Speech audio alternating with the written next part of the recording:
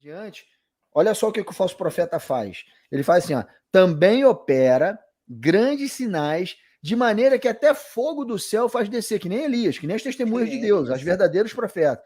Até fogo do céu faz descer na terra diante dos homens. Seduz os que habitam sobre a terra por causa dos sinais que lhe foi dado executar diante da besta. Exatamente onde a gente parou de ler.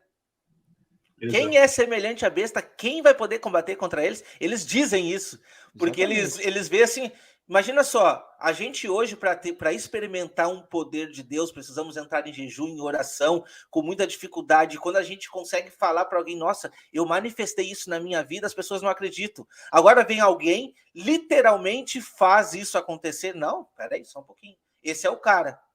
Quem é semelhante a essa pessoa? Você? Que está me pregando aqui? Exatamente. Tá vendo só como é que vai ser a coisa no contexto do fim? Então, tem mais textos aqui, ó. Vamos lá para o Ricardo acabar de... Acho que agora ele vai passar lendo aí, falando algumas coisas sobre... A outra coisa que ele estava falando, para retomar o assunto do que o Ricardo estava falando, é a questão do Egito, que Israel sempre foge para o Egito, não é isso?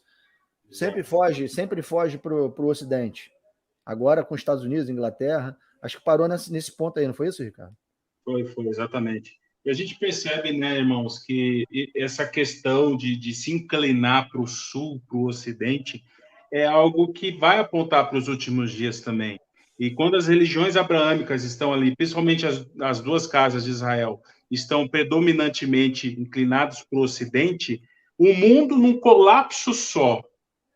Pensa num cenário de colapso total. As pessoas querem o quê? Aí muitos vai cair a ficha, vão querer conhecer saber o que está acontecendo. Aí surgirão o quê? Muitos falsos profetas, apóstatas, e muitos, como majoritariamente aí estão todos no Ocidente, então muitos surgirão dessas regiões, né? Falsos profetas para enganar a muitos, até mesmo os escolhidos, eles correm esse risco de serem enganados. Então, isso está muito associado com essa passagem. E quando fala aqui da besta do sul, aqui tem algumas palavras aqui muito interessantes. Aqui diz assim, ó, ai dos filhos rebeldes. Já começa dessa forma, a rebeldia. Tomam conselho, mas não de mim. Olha só, conselho de engano. E que se cobrem com uma cobertura, mas não do meu espírito, um espírito enganador, que descem ao Egito sem pedirem o meu conselho. Pode avançar aí. Estão pedindo o conselho do falso profeta, né? Pois é, exatamente. Então, algo que aponta aí e faz muito sentido, né? Mas o refúgio de Faraó se vos tornará em vergonha. Olha, o mesmo Olha só. Né? Se tornará em vergonha, e abrigo na sombra do Egito em confusão. Porque os príncipes de já estão em Zoan, ou seja, Zoan é uma região já inclinando para o Egito, e os seus embaixadores já chegaram a Ranes, e Ranes, aí a palavra na raiz, a graça fugiu. A graça fugiu, apontando aí para a apostasia, para muitos, né? Pode avançar aí.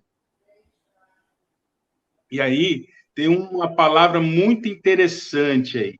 Aí chega uma palavra, sentença contra a besta do sul, através da terra da aflição e angústia. Aí fala de onde vem víboras e serpentes velozes. O pastor citou aí a questão de Janes e Jambres, onde eles usam serpentes para enganar, e você vê aí duas serpentes citadas aí.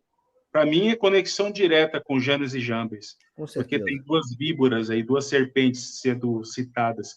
Pois quanto ao Egito, vão e inútil é o seu auxílio, por isso lhe chamei de Gabarola. E aí, muito interessante, o inimigo ele foi capaz de mudar os tempos e a lei, como está escrito em Daniel. Quando a gente olha aí, muitas traduções dessa passagem aí, do verso 6, é uma confusão só para ofuscar a palavra-chave desse significado aqui, Gabarola. Alguns colocam sem sentido algum, alguns chamam de Raabe, que não tem nada a ver com aquela prostituta de Jericó.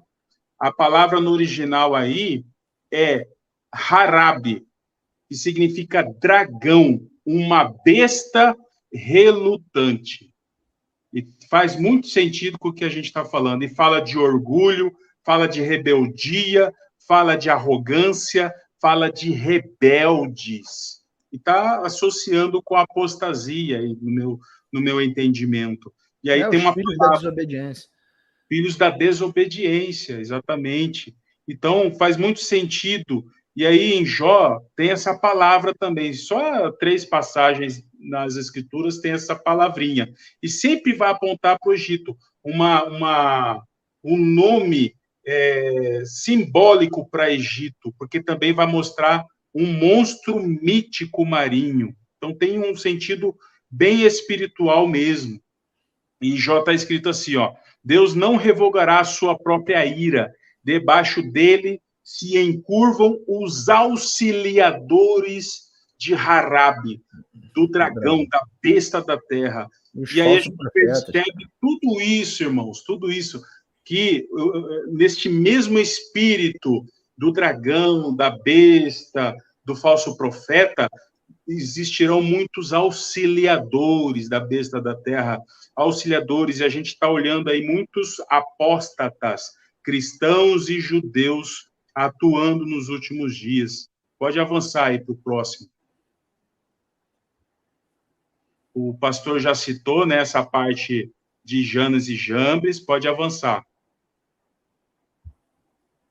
E aí... Esse eu achei tremendo, cara, de Barnabé e Paulo. Achei tremendo isso aí. Também de Atos 13, depois vocês meditam lá na casa de vocês, acerca de um falso profeta, diante de Barnabé e Paulo. Barnabé e Paulo, figura de 2 testemunhas. O que o pastor Pedro citou aí?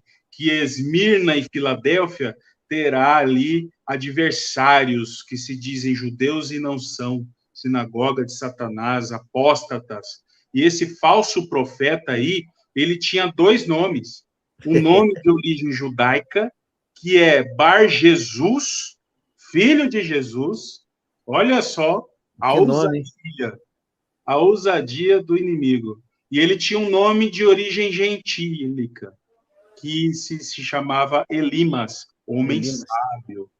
Então, com falsas sabedorias, se passando por Cristo de falso profeta, esse cidadão aí afrontou 2 testemunhas.